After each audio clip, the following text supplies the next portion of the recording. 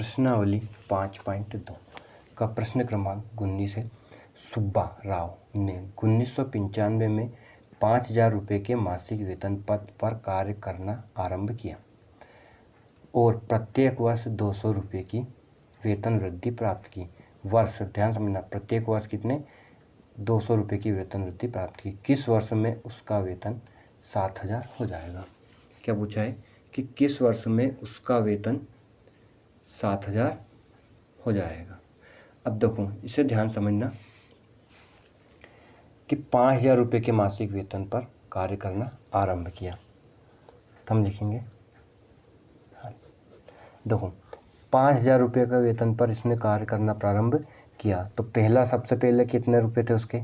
5,000। पहले वर्ष में कितने रुपए थे? 5,000 रुपये थे, ठीक। उसके बाद प्रत्येक वर्ष में 200 की वृद्धि हो रही है। प्रत्येक वर्ष में कितनी हो रही है? 200 रुपये की वेतन वृद्धि हो रही है। तो अगले वर्ष में क्या रहेगा उसका? 5,200। फिर अगले वर्ष में क्या रहेगा? 5,400। और प्रश्न में पूछा है कि कब, किस वर्ष में उसका वेतन 7,000 हो जाएगा। क्या हो जाएगा? 7,000। तो ये क्या बन गई? समांतर श्रेणी बन गई। क्या बन गई? समांतर श्रेणी। कैसे?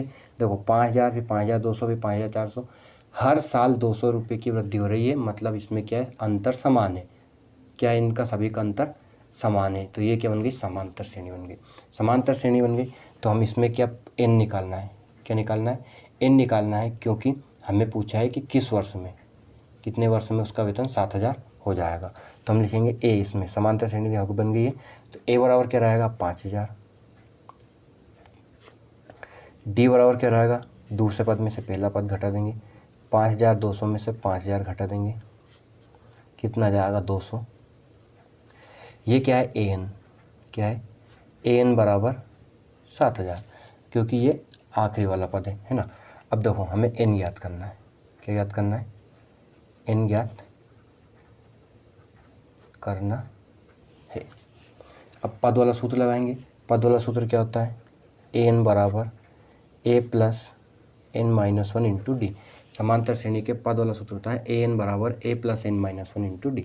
मान रखेंगे ए एन कितना है? 7,000। 7,000 लिख देंगे, बराबर ए कितना है? 5,000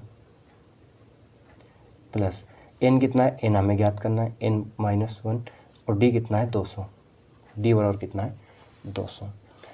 5,000 बराबर किधर आएगा? किसका हो जाएगा? माइनस 7,000 माइनस 5,000 बराबर क्या बचा? यहाँ पे जो बचा वो लिख देंगे एन माइनस 1 इंटू में 200।